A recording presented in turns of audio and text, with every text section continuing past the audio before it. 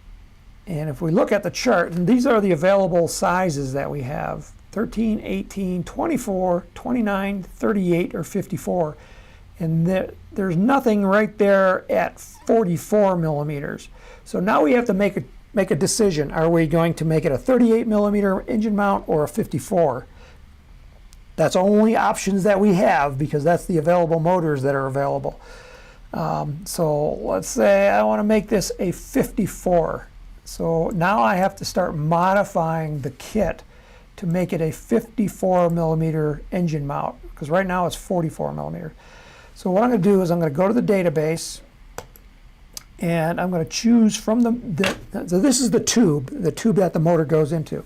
So I need to choose a tube that a 54 millimeter engine will fit. So if I come down here, here's the 54 millimeter, and I'm going to choose that tube. You can see it changed that tube in the rocket to much bigger. And if I go to the general tab, it's 14 inches long. So now I'm modifying, and I'm making it shorter. So let's make it an even 10 inches long. And this is a motor mount tube, and it says it's going to be 54. And we'll click OK on that. And then we have parts inside. So this part inside is an engine block. We don't need an engine block for 54 millimeter motors because the engine block is built into the back of the motor on composite motors. So we're going to delete that. Say yes. We have this other ring inside, and that's a support ring. That's kind of like, this was probably put in there for an engine hook, you know, because sometimes you put a cardboard tube on the outside to hold the engine hook in place. Not going to need that, so we'll delete that. And then this mass object right here. There's the engine hook, don't need that. And now we want to take these centering rings, and we need to check these centering rings, see if they're the right size. And the outside diameter is the inside diameter of the outside tube, the 4-inch tubes. That sounds about right. And then the inside diameter is 1.8 inches. How many millimeters is that? That's 45. So that's incorrect. So what we'll do is there's this little box right here that says automatically calculate from the known values. That will auto size the inside of the ring to fit that tube. So when I check that box, boom, it changed that inside diameter to now fit over the tube. So now my centering ring, so if I exported out a centering ring, the hole sizes will be correct so that I could just cut them out. The only thing I might want to do is to change the location of that centering ring and like move it closer to the front of the tube right there. And I'll click OK for that. Now, it's made out of cardstock right now, and you're probably going to want to change that to some kind of plywood. I'll change that to aircraft plywood, and the thickness is 1.125. You know, you can adjust these. You know, since this is a 54 millimeter, you probably want to make that like a 1/4-inch plywood. And then we'll have to do the same thing for the back ring. So this ring back here. Click that box and change the thickness to 0.25. Change the material to plywood. I don't remember what I chose before. It doesn't really matter. Click OK. And so now we're just adjusting parts. So we have these fins, and since this is a high power rocket now, we probably want to do through the wall fin tabs. So well, first I want to change them from balsa to plywood. Change the thickness. See, when we scaled it up, it also scaled the thickness of the fin. So you probably could make your fins 0.3 inches thick, but a 1/4 inch is pretty close. So I'm going to make that a 1/4 inch, 0.25. And then we're going to go through the wall, and that's this tab right here. Let me change this to a top view.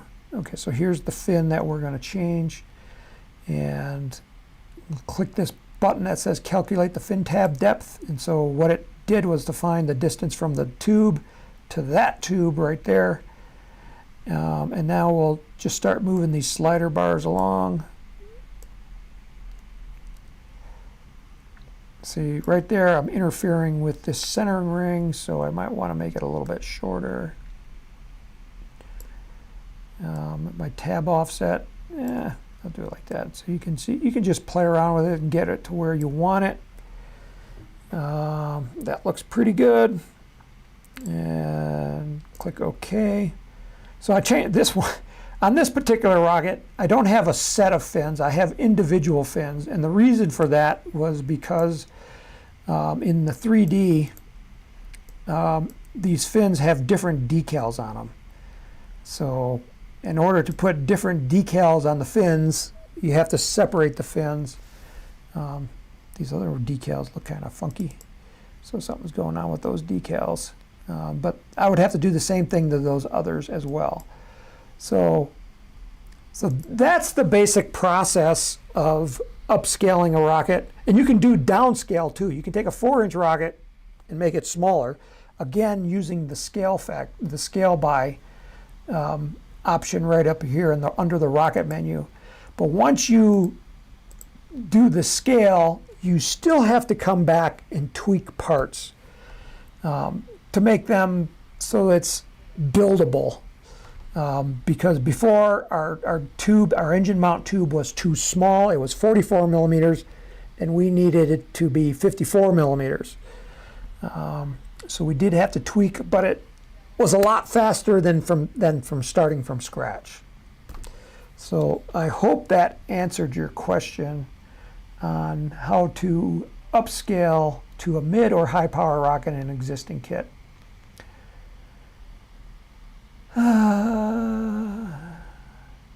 There's a lot more comments here. Carlos K said, Michelle did a great job last week, but I need to know if you can position the downward facing camera to a specific rocket location in the launch visualizer to match my rocket's camera position.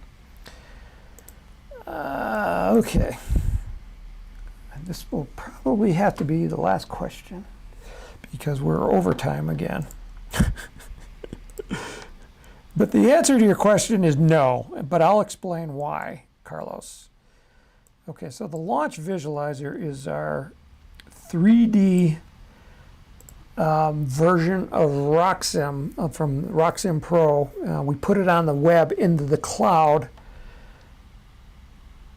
and so if you go to rocksim.com, this is where you see it, and I'm going to log in, and I'm going to use my login, sign in. Okay, so once I'm logged in, it should show me as a member, because in order to use that, no, I don't think you need that feature to be, I don't think you need to be a premium member. But let's launch the rocket. It says it's looking for a rocket engine, and we'll do the same thing we did before. Is we can quickly load an engine by selecting an existing one and do either load engine or edit. So I just loaded that engine, and it was a C6-5, and starting state, this is going to be in Pueblo. Let's choose something that has more visual effect to it, that has more than just like brown dirt. Cloudbusters has a nice launch site. Okay, so this launch site here is in western Colorado, and you can see it's got It's got lakes and it's got fields, and off to the sides are mountains. And I'm going to put my launch site right there just by double clicking, confirm the launch site. And now let's launch it, since now I have a motor loaded. Simulate, and it should run. Let me grab a sip of water.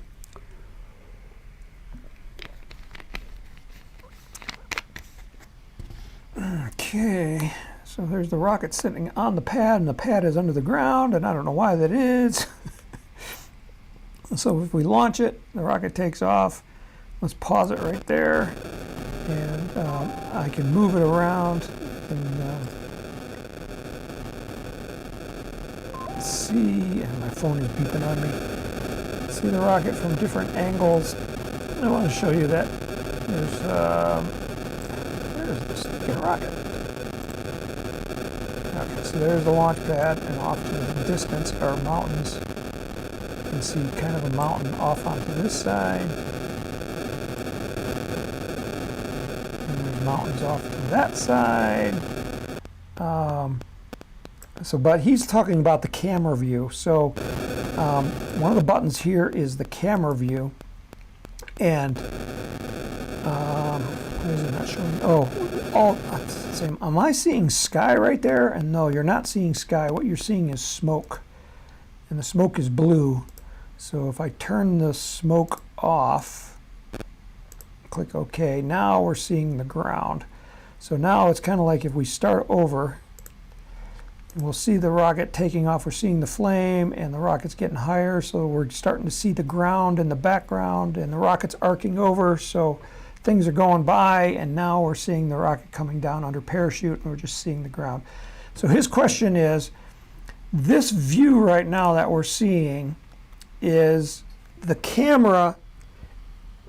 Okay, so you have the rocket, and my finger is the rocket, and the camera is actually up here at the top. And he wants to know, can I move the camera off to the side and then down a little bit? And like I said, the answer is no. And the reason is the math to figure out what the rocket is, what the camera is looking at, is more difficult than our programmers could figure out. Because where you move that camera, the field of view is going to change, and then the angle is changing. But at the same time, the rocket is moving in 3 dimensions, and the math figuring out where the camera is looking at is just too difficult to figure out.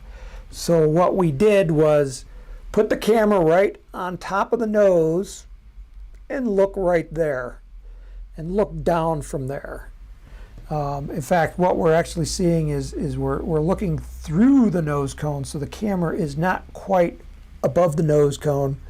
It's kind of like in the middle of the nose cone, and that's why we're getting this round spot right here. But you are getting the trajectory of the rocket, and if you try to zoom out like I'm trying to do here, like right now I'm under the parachute, but if okay, so right here I'm not under parachute, and if I zoom out,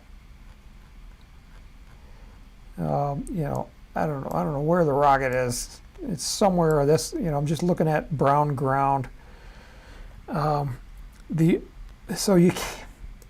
Unfortunately you can't, it's not perfect because the math is just too hard. The alternate thing you can do is to look at it from a trajectory view, and then look at it looking straight down.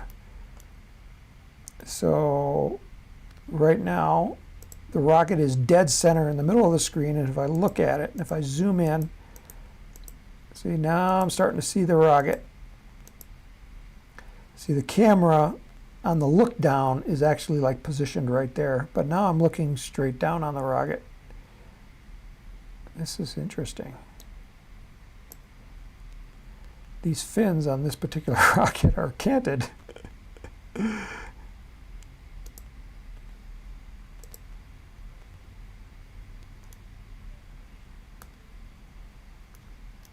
No, they're not. It's just a weird angle. When you try to zoom in, you have to zoom in using these buttons. That's as far as I can zoom in. I can rotate it from here, but I can't zoom in any further. See, I thought those fins were canted. It's just an optical illusion because of the decals. So that hopefully answers your question, Carlos. It's just we can't do it because the math is too hard. It's incredible. 3D printer guy says, I flew my first L motor the other day, and crap, I was walking for a while. I can believe that. Above an L is hard to get in the UK, so I might look at clustering a few together. Oh, so 3D printer guy is in the UK. Another option, if you don't want to walk, is to get one of our gliding parachutes. If you go under parachutes, under shopping, and then go down to building supplies, parachutes, and we have gliding parachutes. Although with an L motor, we might not have a parachute that's big enough. The biggest one we have is 32 inches. And 32 inches doesn't sound very big, but you have to remember these parachutes, because they're gliding, are much more efficient than a regular parachute. So the descent rate is lower because you're going forward with the glide. So these can handle, I think this one might be able to handle a much bigger size. I think we had a chart here somewhere on this page for how big of a parachute you might need. Yeah, so a 32 inch can go up to 3.3 pounds, which is 1,500 grams. For an L rocket, that's probably not going to make it. I'm sure you're using dual deployment to try to get it to come down faster.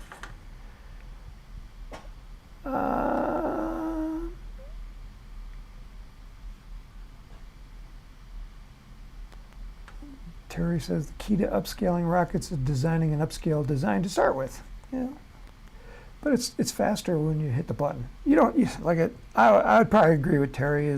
When I design a rocket, I'm going to design it for the scale that I'm at, because then I don't have to think about changing all the parts. But it is available.